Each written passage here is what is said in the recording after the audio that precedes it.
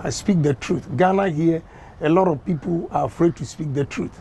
And when you speak the truth, they say you're arrogant. They say you are insulting. Jamena wase, Odimsa, Ejebano, Jera Comprako Kennedy Agyapong, and MPP for a worried, sir, opinion, obesing there. I say, on said, and can be being monom. In fact, maybe more the conversation, Jera Comprako Kennedy Agyapong, Edi, na or say the reason tia or no, or pesa or the president. Any inisuadi huna or one, Edima Ghana ni bia. In fact, you are proper Kennedy Agyapong watching Zemuna and someone watching them with you. I'm a person ubejibre. Na what nothing. Now I enjoy the conversation. Now we are be feel free now to comment about. But more than so, we are best subscribing to this channel. Aha, PM Media J. Maya enjoy Jira Akomprako Kennedy Agyapong the conversation with Emra. I agree. But if you tell me in politics, I'm like Donald Trump, I disagree. Why? I disagree because I've been in politics for about 32 years. Donald Trump was typical businessman and he decided to run to make a change, which I agree with him. But some of his policies were too harsh to ordinary citizens in the country. But when it comes to Kennedy Agyapong, I always think of the ordinary people first and not the higher class. You know, in America, Republicans, we have something in economics called Reaganomics. Reaganomics, Reagan at his time wanted to build the high class, giving them good money to establish businesses. But they failed because when they empowered them with all these resources, they ended up going to holidays, expensive vacations and everything. So we call it Reaganomics. Although MPP, we are aligned to Republicans, naturally, I'm a Democrat. Oh, really? Yeah. So in your heart, you are a Democrat? Yes. By your party. Why? What about Democrats do you like that you want to replicate in Ghana? Say, Democrats, they always make policies that takes care of the ordinary people. And the Republicans, you know, sometimes their decisions are very tough and it does not favor the ordinary people in society. So you're not a conservative? I'm not. And I'm not a socialist, I'm liberal. You're liberal? Yes. Okay, so that's the difference. Yes. Because I was going to say, then why not with the National Democratic Congress I'm in not Ghana? a socialist, I'm liberal. You've always been, do you have NPP in your family, or you are the first person to really join the party? I'm the first person. What did your family think about you joining politics and, for that matter, the blue? Well, you know, to tell you the truth, my father was in full support. My mother couldn't take it because of the insults and all those things. And to break the news to you, my mother died because of threats on me. When Honorable Collins Dada threatened, his brother threatened to kill me. And I remember my mother died on the 13th of November. On the 10th, I visited her and she was pleading with me to stop politics because they said they're going to kill me, and Kwame, you will kill me, Kwame, you will kill me. That was Thursday. I think Friday, I left for Kumasi, and Sunday afternoon, coming back to Accra, I got the bad news that my mother had died, because she was saying, my heart, my heart, my heart, you'll kill me, you'll kill me. I'm sorry about that. If she were alive and seeing all your billboards and posters and your campaign in town, what would he say to you? Are you the first or last son or middle? I'm the first. First child. Yes. If he calls you, what would she have said to you if she were alive? Well, she said you're a hardcore guy, you know, because she's giving me advice to stop, and I didn't. I wanted to make a difference in society. And that day I was joking with her and I said, if you say they are insulting me, I also insult them. They are also people's children. Mm-hmm. So why would you worry about these things? It's the nature of the game. So take heart. But she couldn't. It's good you mentioned insult, because that's what I was going to, and it's a good segue. When the name Kennedy Agyapong is mentioned, acerbic comes to mind. He has an acerbic tongue. He insults. In fact, preparing for this interview, I decided to just do a quick Google search I just wrote Kennedy Agyapong insults, and the turnover was huge. I could read a number of headlines that popped up. And I'm wondering, how do you behave that way? You've insulted presidents, you've insulted chiefs, you've insulted journalists, you've insulted Ifiasu as nigger, you've insulted members of parliament, you've insulted journalists. At least those are all the quotations. Some are in video, some are in text. As a child growing up, I was told not to insult people.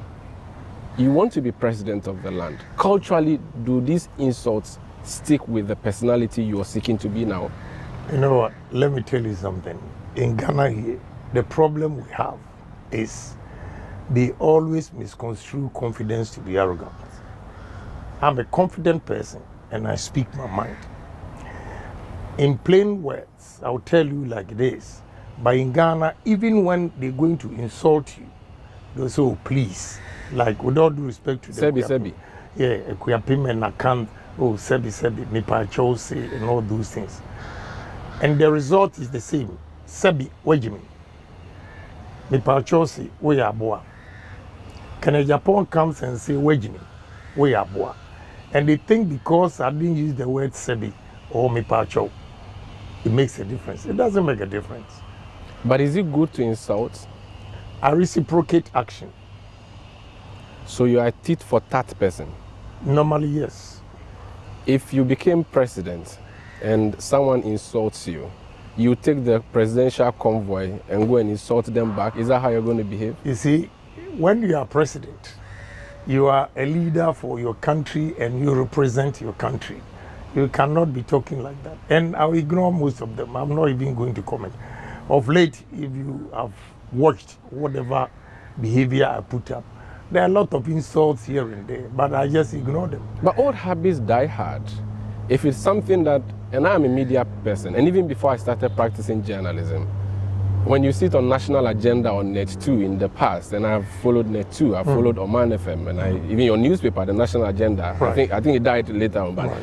and when you go to Adum FM and all these places, I remember when you were engaging the late Alhaji Bature, Right. you insulted even his father, and even sounded ethnocentric when he said, when you made your first 1 million or something like to that effect, his father was a watchman or something to that effect. Did you have to go down that low? Yes. Why?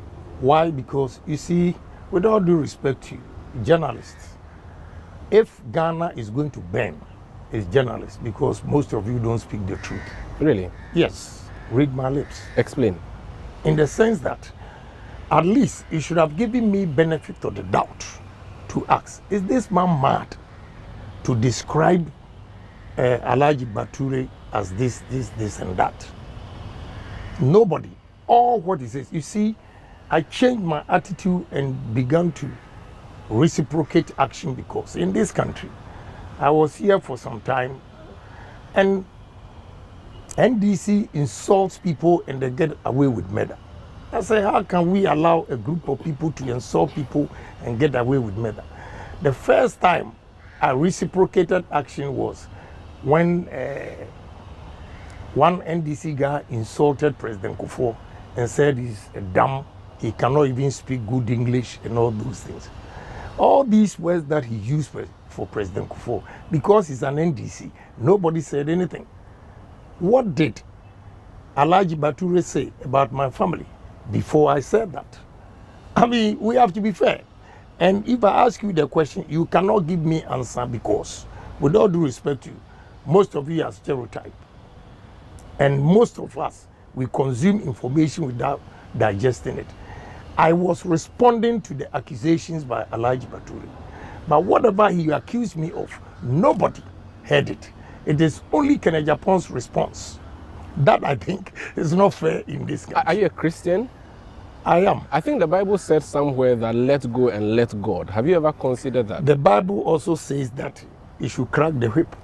So you are cracking the whip? Yeah, sometimes, not Even all though the time. it would come out as, you said that when you are confident, they say you're arrogant, but it will come out as you are disrespectful, you are insulting. It doesn't bother you. That's a tag that's put on your head. It doesn't bother me, because it's the truth. I speak the truth. Ghana here a lot of people are afraid to speak the truth. And when you speak the truth, they say you're arrogant. They say you are insulting. You mentioned Efua Schwarzenegger.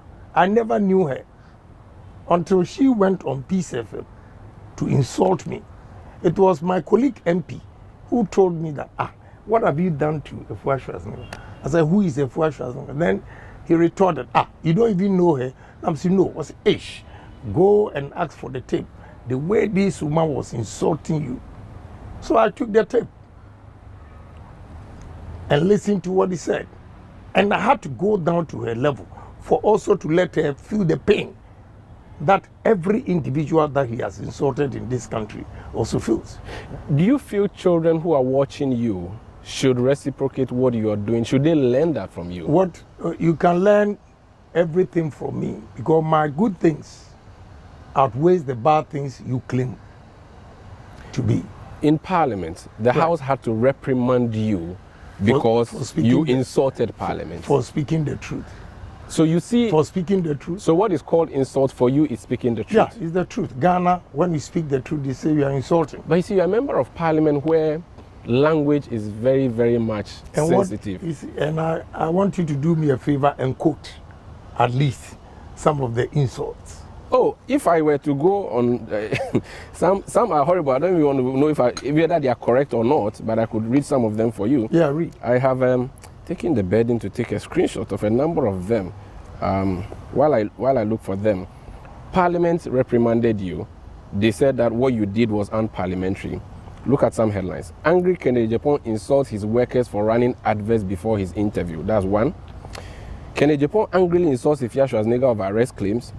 Showers of insult. Efua Schwarzenegger blazes her gun at Kennedy Agyapong. IGP pardons Kennedy Agyapong for insults. IGP, former Inspector General of Police, Kudalo.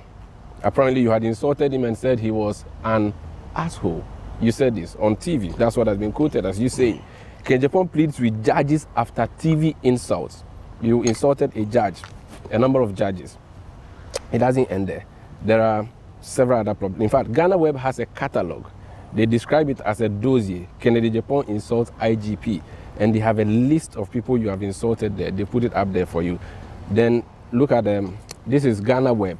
I am out of insults. I'm a gentleman, Kennedy Agyapong. That sounded like you had repented. Who said that? This was you, December 2016.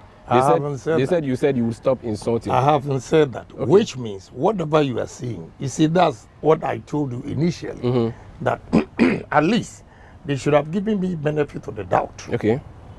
to ask, why did this MP say this? All these things, they didn't bring it. And all they said is insult, insult, insult.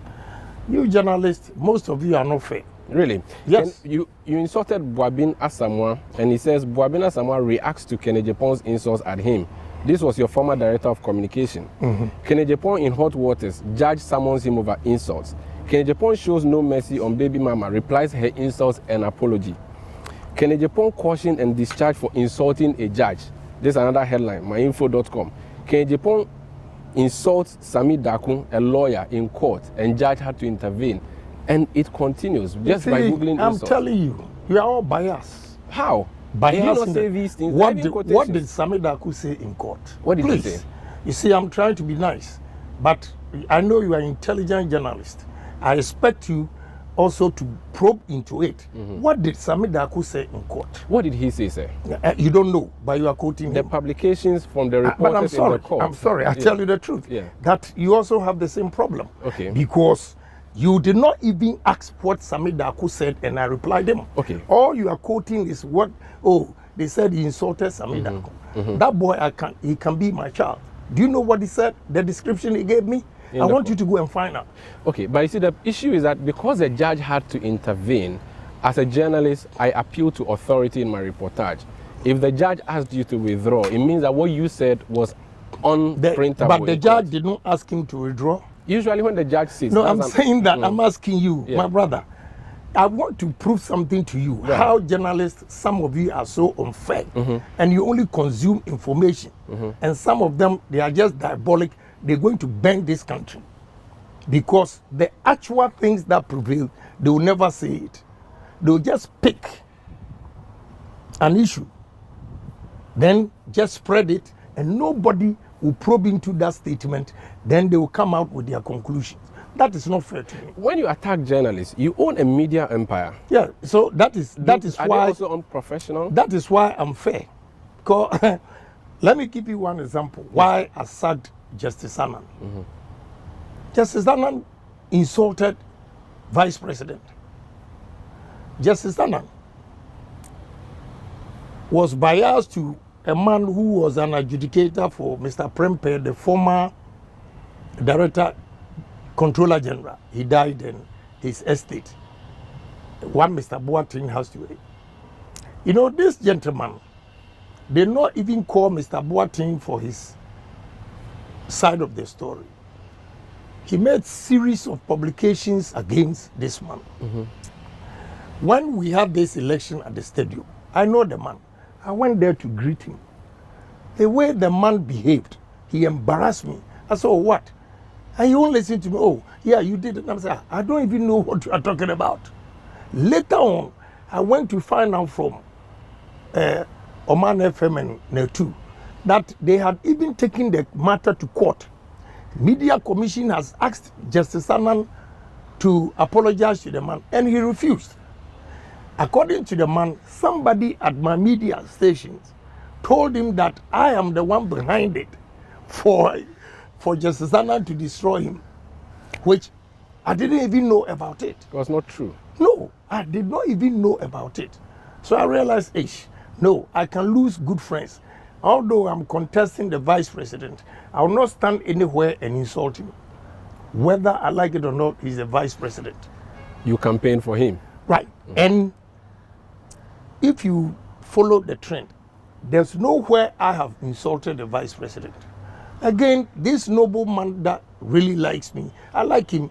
His daughter's wedding, I was there, only for him to embarrass me. So I decided to verify.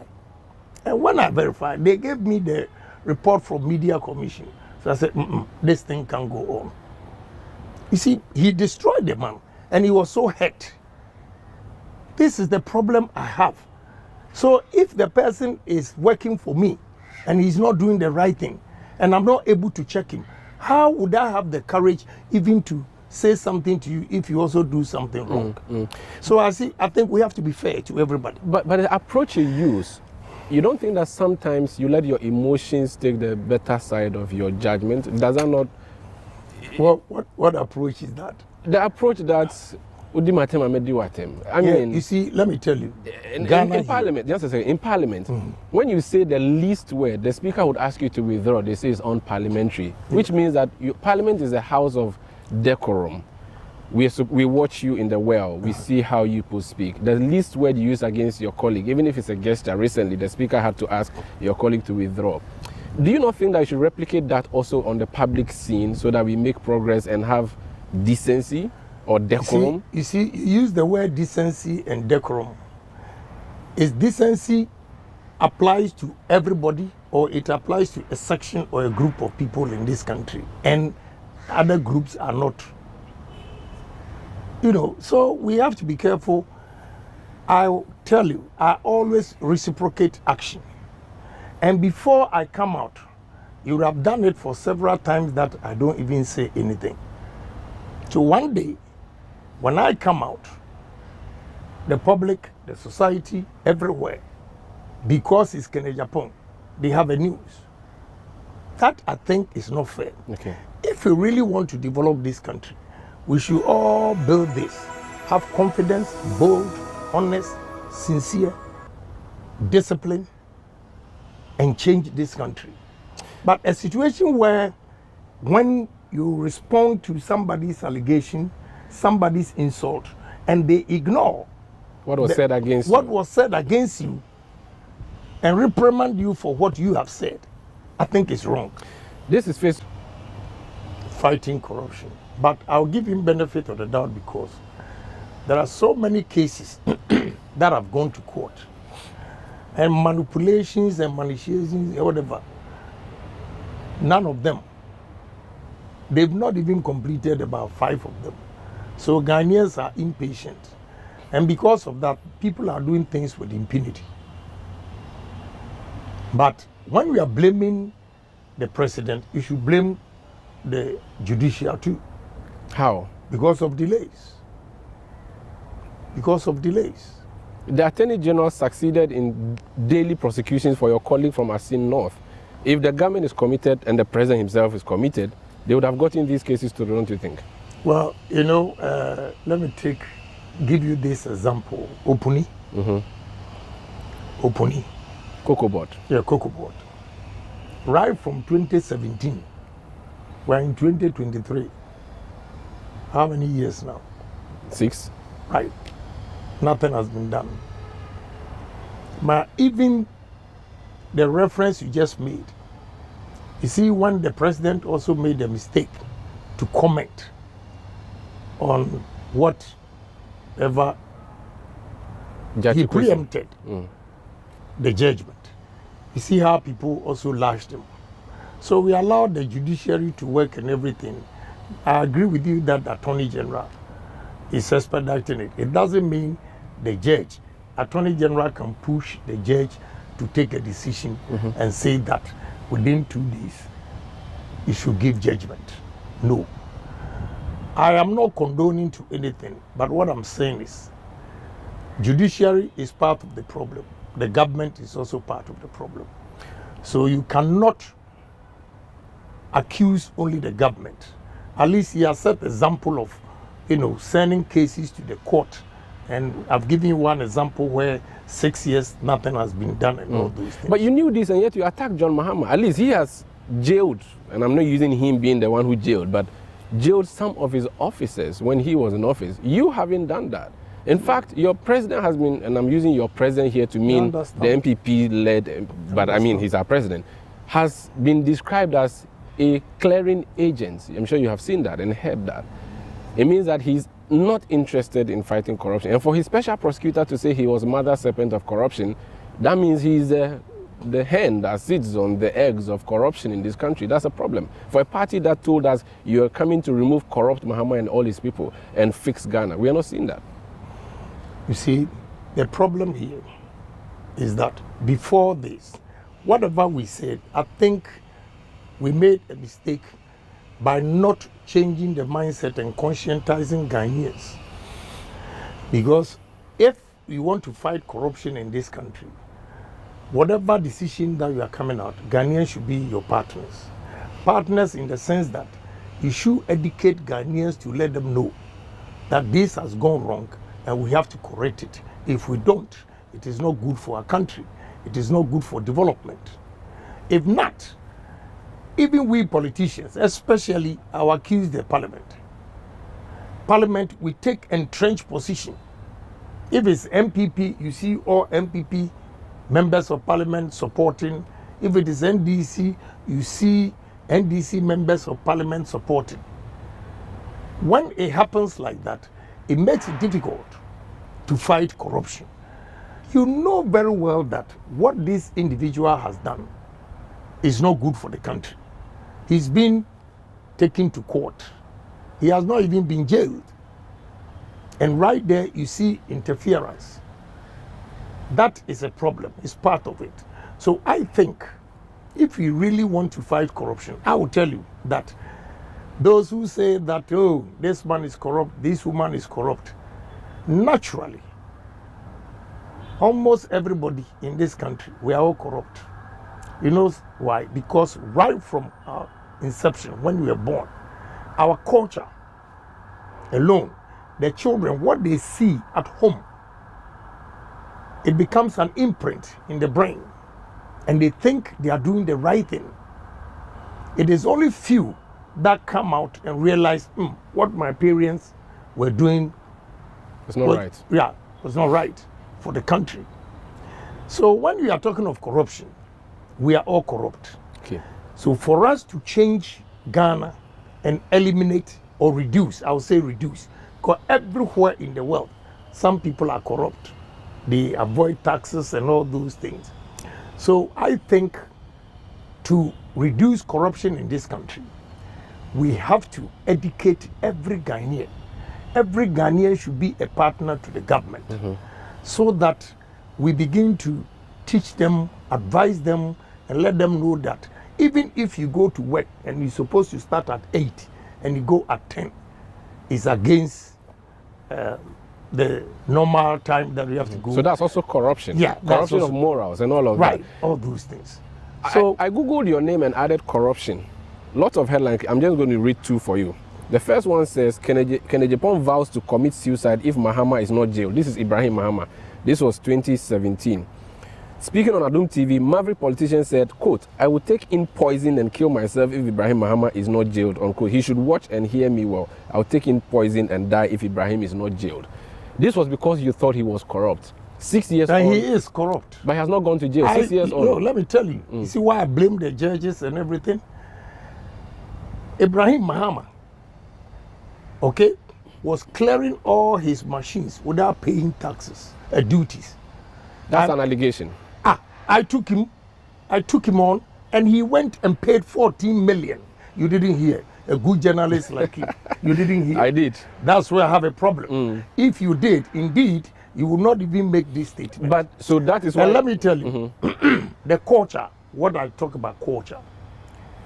Some big chiefs, some big politicians were begging on his behalf, and now he gets the moral rights even to make such a statement. Do you not think you gave him the chance? Because if you tagged him as corrupt, and but he's corrupt. I've given you one example saying, where he didn't so pay my the point is that duties. if you tagged him as corrupt, now you come and your record isn't that better. It means you gave him the moral high ground to make the comments against How? you. And have I been charged of corruption? not yet. Yeah, so it's not me personally. Okay. Okay. There's another story.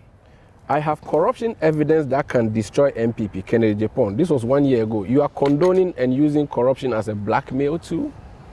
You want to be my president? brother, I have a problem. With all due respect, Yes.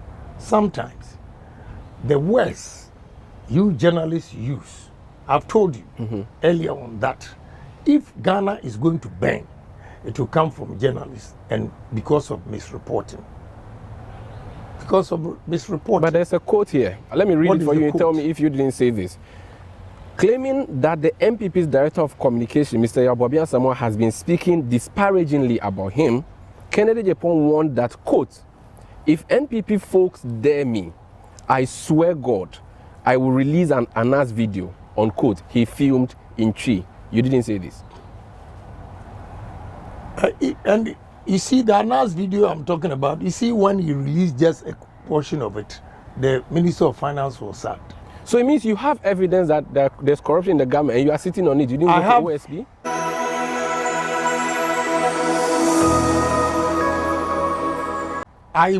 I took it to court. That is why announced to the judge found him guilty. Okay, Because you know what? I gave the evidence to him to prove. This announced example, honestly, is entrapment. It doesn't mean because the way he entrapped those people, they made a mistake. If I show you the videos, they are here. If I show you, you see that he entrapped them.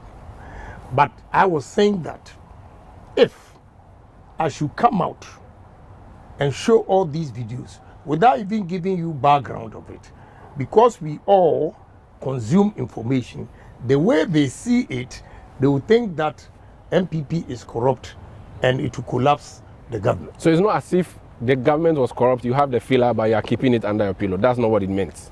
I was not keeping it under my pillow because I presented it to the court. So how would you say that? Very well. The moment you take it to court, it's public. And then it goes for it. Right. The president you campaigned for, he Right. extolled Anas's virtues and said he was going to use the Anas model in his fight against corruption. Yeah. Yet you don't agree with Anas. Let me tell you something. Today, I want you to go and interview President Akufo-Addo. And if you make that statement again, you think he has recanted? of course, yes, because I've given enough evidence. And I know for sure, after watching the video where he sacked Edubuahin, I know he has regretted. Because they all saw the video and it was completely entrapment. You see? So those like So you don't Obama, agree with that principle? no, so Obama came here and all of us were believing in Anas because of the way. But when I started criticizing his modus operandi, and videos started coming. I have a lot of videos on Anas, evidence.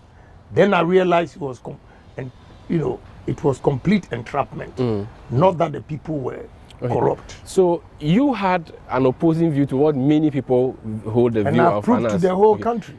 Now, Ahmed Swale is dead. Right. It's an albatross around your neck because of what you said publicly on TV. What did I say? Oh, you said that if they see him, they should beat him. I have a quotation. Yes. And because NDC has said that in 2024, all they need is a DJ to be playing back sound bites of MPP people. They don't have to say anything. And also I can defend everything. And MPP, I will also play, if I win as a presidential candidate, I'll bring all their corruption. Okay. So this is what you said about Ahmed. You showed his video and said, this Ahmed, you all know he lives in Medina. When you see him, beat him. You see, I have a problem with you journalists. Okay. And you are going to burn this country. You said this on your Net 2 TV. Hold on. That's where I took it from. You see, I've said this several times. Let me tell you what transpired. I showed the video of Ahmed Swale. And when they saw it, my workers came to me and said, Honorable, don't you know this guy? You even gave him 1,500 to go and pay his school fees, which I always do for people, so I don't even remember. Then I said to them, then you have to be careful. If this guy comes here, beat him up, because he's going to set this company up. What a good thing to say. Yes. Beat, like physical, beat him. Yes. Not that you don't regret that comment now. No, not that I want to be president and therefore I will come and tell you I didn't say that. No. I said if he comes to my premises, I didn't say go and beat him outside. No. Okay. I said, they said, oh, he has been coming here. I said, no. Based on the evidence I had, you know Ahmed Swale's problem? May he so rest in peace. He made a lot of mistakes. You know why? All the investigations Anas did, Anas never showed up with his face. Ahmed Swale showed his face. So all the people that he embarrassed in this country, Anas embarrassed in this country, it was Ahmed Swale who set them up. Ahmed Swale was the one who set the finance minister and those finance people up with some renowned lawyer. They never saw Anas's face. So if I say that this is the guy, and let me tell you the truth today, this cannot be an albatross on me. Let me tell you something. When I showed the face of Ahmed Swale, the finance minister was on his way to Dubai to meet them. So the Minister of State, yes, Minister of State, Edubuahin, called him and said, Esh, I have seen this on Net 2. This is entrapment. He actually met them and he snubbed them. He snubbed them. They didn't know it was Anas until I showed the face and connected Ahmed Swale to Anas. So how on earth would you say that I say if he comes to my premises, beat him up because he's going to set us up? And look, Kwesi Nyantakyi, look at the way he was rising in this country. And it was not Anas. It was Ahmed Swale who destroyed Kwesi Nyantakyi. Because Anas, he never met him until Kwesi Nyantakyi, he went to Dubai with the Liberian president, thinking they would get money because of the way Ahmed Swale was talking. He disappointed them. So when Kwesi Nyantakyi came back to Ghana, he threatened to sue Ahmed Swale. That is when Anas owned up that, oh, he's sorry, he was the one who did this and that. And they went there the second time and he disgraced them. Let's move away from corruption. Let's talk about the economy. It was a big deal. NPP said to us that you had the men.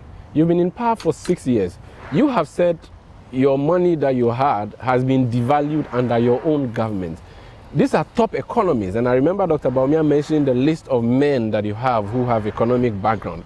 All these guys are around the table and things have gone south. You are not an economist. What can you do differently, or what would you do differently?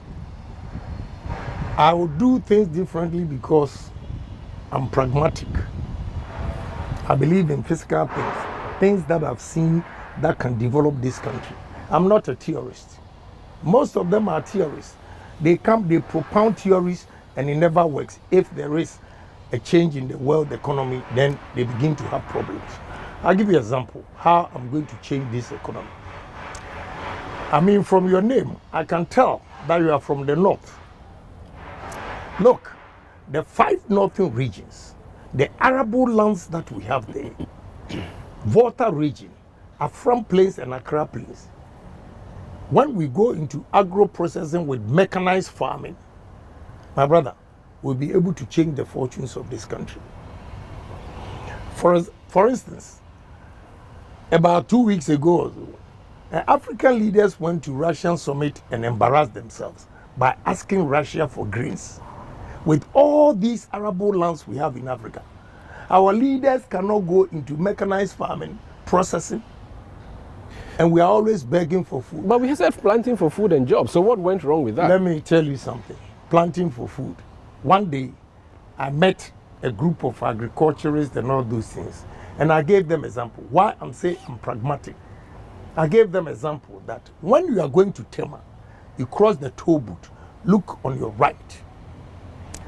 I will say illegal because the land doesn't belong to them. But they are using Ghana water.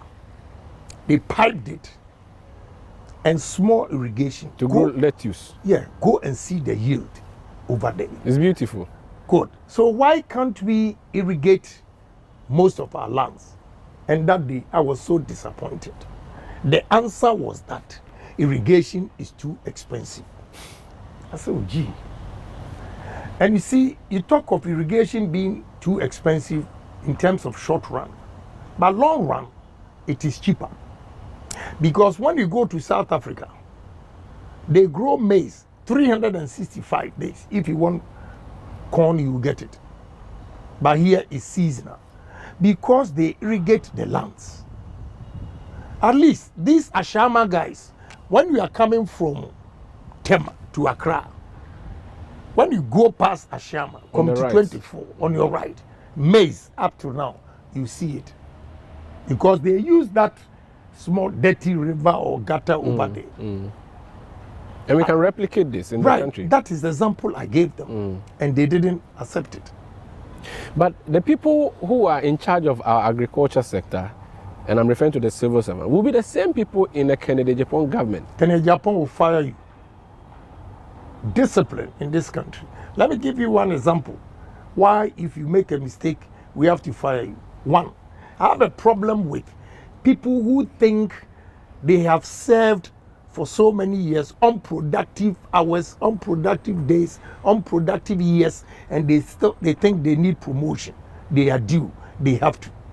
I am going to base promotion in this country on performance.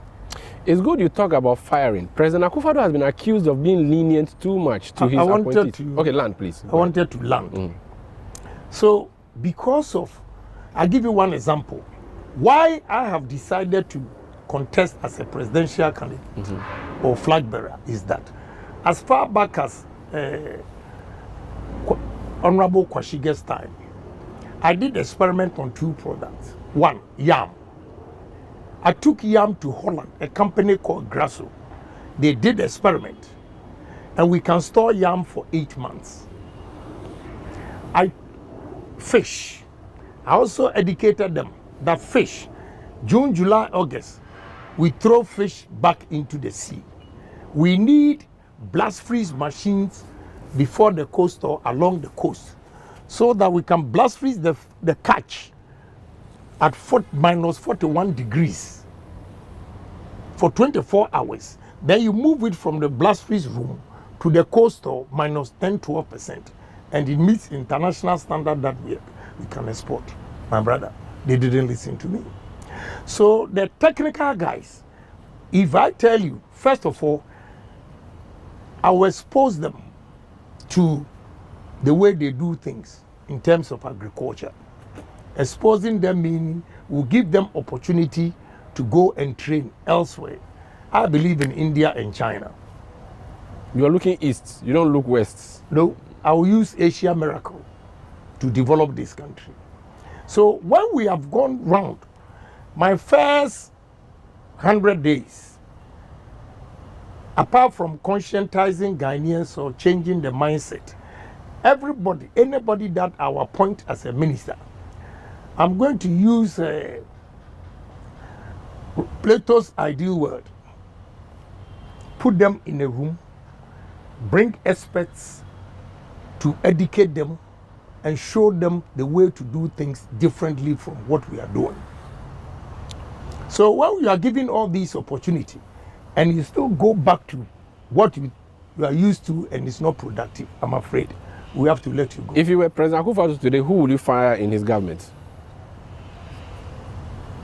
I don't know. You don't want to pass a judgment on any of them. No, yeah, because sometimes it's allegations, and I wouldn't say this man or this that, because I've been accused of saying so many things that you don't which, you don't want to hang people. No, yeah, which I did not know, which I did not even say. Yeah. And the headlines I've misled you. Yeah. There's another headline I'm going to. Yeah.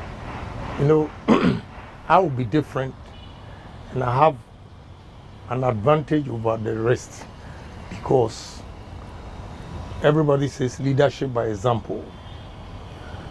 The situation we are in now, the unemployment rate is so high in this country that I feel we have to create job opportunities for the youth. That is the only way we can move this country.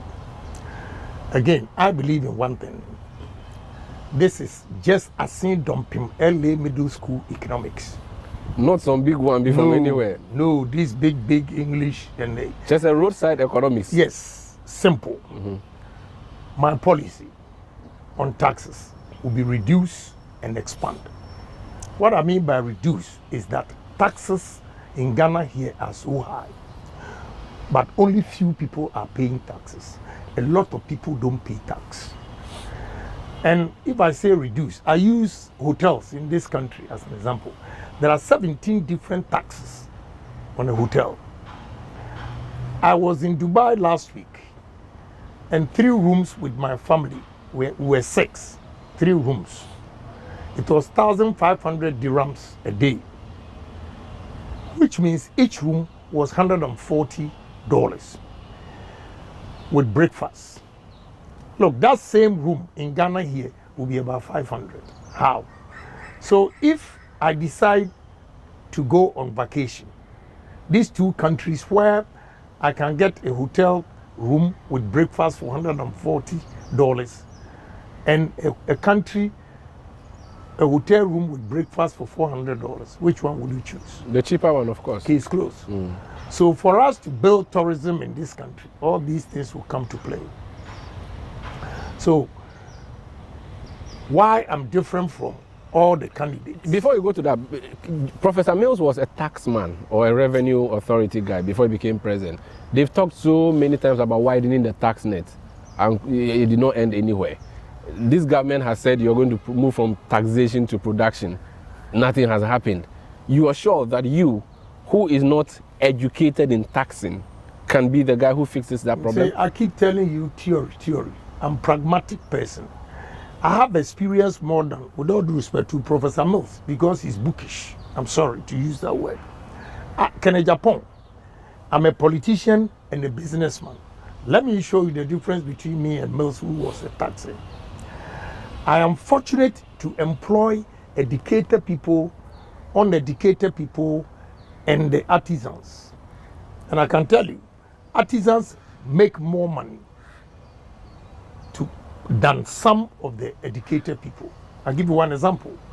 A mason at my construction site in Tema makes 150 Ghana cedis a day.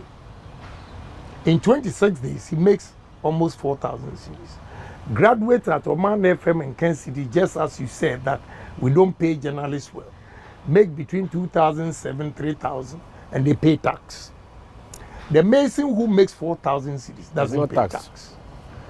A contractor, he says I shouldn't use him. He came to beg my wife, saying that, oh, my boss is always mentioning me. I've not mentioned his name, but he feels guilty. You see, there should be a system where I'll be able to check that the guy that I'm paying this amount also pays tax. I always argue with him. I want to deduct tax from him, but there's no means because he's not registered. So the means that has been produced is the digitalization agenda, championed and led by Dr. Mahmoud Bawumia. Many people in your government hold the view that he is the guy who laid that foundation for the digital economy. Let him be there. Why do you want to contest him and other people who are in the I race? wanted to finish my explanation. Go ahead. You see, I'm talking about taxes, the reduce and expand. If we don't do respect, you let me finish. Please go ahead. A contractor charges me $11.8 million for foundations to fix my steel plant machines.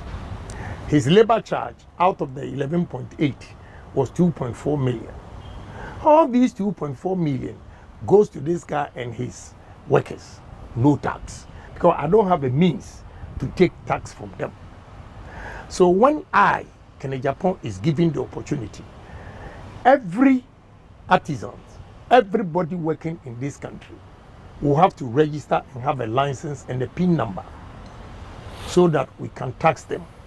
Then, when we have widened the net like this, we'll be able to reduce taxes, especially the port. Now port, customs, they are all suffering because a lot of traders or importers have stopped because of high tariffs. And they are high because it's direct tax. They are able to assess that more than this indirect tax where you have to go through so many channels before you get it. That is where Vice President digitization will come in. So we have to lay the foundation first. Digitization doesn't mean you should go and have a license. You should have the license first before you digitize the person.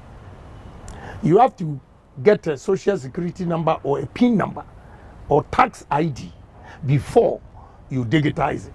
Okay. So we have to lay the foundation. Conscientization of Ghanaians that everybody, no matter how small your money is, you have to pay a little. When you go to Cote d'Ivoire, shoe shine, the guys doing the shoe shine, they even pay tax, but they give them flat rate.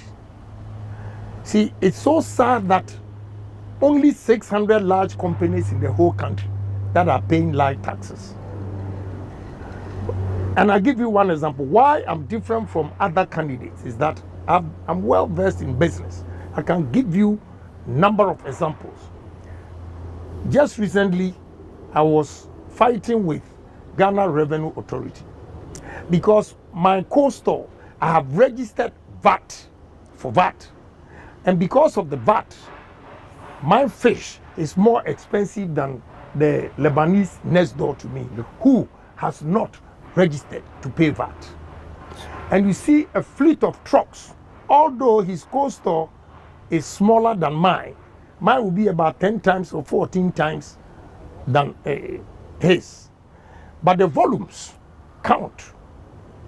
So if you look at the size of the co-store and say you are not going to pay VAT, you are doing a disservice to this nation. Okay. The VAT should be based on volumes. Whatever he sells, he pays VAT on it. Honorable, the 10 of you who are contesting, anyone who emerges the winner would have to sell the NPP's campaign in election 2024. I want you to speak to NPP delegates who are disgruntled, and I'm referring to the base of the party, disgruntled about the state of affairs, not even NDC and other people. What would you say to them, considering that the things you said you will not do, you will not go to IMF, you have gone? What are you going to say to them to motivate your base, first of all, before you even appeal to the nation? I'm going to tell them that they should give Kennedy Agyapong opportunity to create employment for them. In life, the only thing that will make you survive is when you are working. And look, we have a lot of tourist sites in this country, undeveloped, untapped. That will not take more than 6 months. Tourism. I'll use tourism to boost this economy. First, for example, when President declared the year of return, from October to January 2019 or so, tourism made about $1.4 billion. Call it 3 months. So can you imagine if we have developed the tourist sites, this castle Osu Castle. I'll move everybody from there and give them different office, a heritage. And I'll develop Osu Castle in such a way that it will attract a lot of tourists because I'm going to buy ships and put it there. We'll write point of no return. When you go through the tunnel, You enter the ship. you enter the ship. In the ship, there'll be live band music, food, restaurant, whatever drinks you want, and you ride from Osu all the way to Winneba and back. The ticket that you buy gives you food and a drink. So during the entertainment, the live band and everything, we have beautiful women dancing, and you get carried away. You may marry an extra wife. Well, if you choose to. Now you don't know what I am going to do, so I will not advise you. You won't advise polygamy, will you? Yeah, I will advise you. Kafra, why? So by the time you come back, you would have spent more money. We have to go, but how would you explain the IMF U-turn to your party people? The IMF, I've given you answer to the IMF based on my principles. Domesticate. Tourism, agri and mechanization and agro-processing, IT, which I call technology and engineering. These 4 areas will change Ghana for good, especially tourism and agro-processing. But you owe Ghanaians an apology? No. You don't? No. About what? For the promises you made that you have failed to deliver. Who made that promise? Me, the MPP, not me, So the Kennedy Agyapong. So I didn't make any promise because as an individual, I have given a lot of suggestions that they did not take. Like the example I gave you that we have to do irrigation and they didn't mind it. President Kufuor's time when I was advising Minister of Agric to, have warehouses that were blowers, can store yam for 8 months, telling them to build blast freeze machines so that our fish that we catch, we can export. They didn't listen to me. So who will blame me for that? We have to go now, but there is a rumor out there that after Kennedy, he's just doing this. Later on, he's going to throw his support again behind somebody, and that he's just doing this to scuttle the race. I want you to look at the camera and say on authority that you're running this race to the end and that you're not just doing some experiments, because the numbers are looking good for you in terms of the polls. You see? Are you in to support someone or you are going to the end? My brother, election is expensive. If you know how much I've spent, those who are sitting back there thinking Kennedy Agyapong is doing it for somebody, I'm afraid they have to change their mind. And again, the policies that I have, none of them going around has been able to tell the delegates in Ghana what they are going to do for the country. So I stand out. Look, 4 days ago, this weekend, Sunday or so, I got 17 lecturers from Legon who said, they came to me, moving peak here, and said that they are all lecturers, but they believe and accept that they are theorists. And they buy into the pragmatism policy that I have been talking about. And therefore, they want to be part of it. 17 lecturers. On Sunday, they were here. That alone tells you something. So I'm in for good. We wish you all the best and thank you for speaking to us, sir. You're welcome, and thank you for giving me the opportunity. That's Honorable Kennedy. I hope I've been able to clear You some have. of the You have told your misconceptions. story, and that's essentially what we sought to do out, to let you speak to the issues that have been raised against you. Thank you. We hope to speak to you again. Maybe, what number do you hope to be at the top, in the top 5? I know you want to be in the top 5, but which position? You want number 1, number 2, number 3? Number 1. You think you can beat the 2 of them? Why Alan not? and Ken? Why not? Everything is possible. Alan and Baumia. Everything is possible. You're confident you'll be sworn in as president? Yes. What will be the first thing you do as president if you're elected in 2025? Changing the mindset. What I'll do is, and I've started, it's good you came up with this question. We are signing out. I just wanted one thing you do. I'll bring all musicians together to let them come up with heroic songs, and we'll organize a concert like We Are the World. R&B, high lives, reggae, gospel, they all come together and play all these songs. Then after that, we'll give it to the media and schools to play for Ghanaians to be patriotic, honest, and disciplined.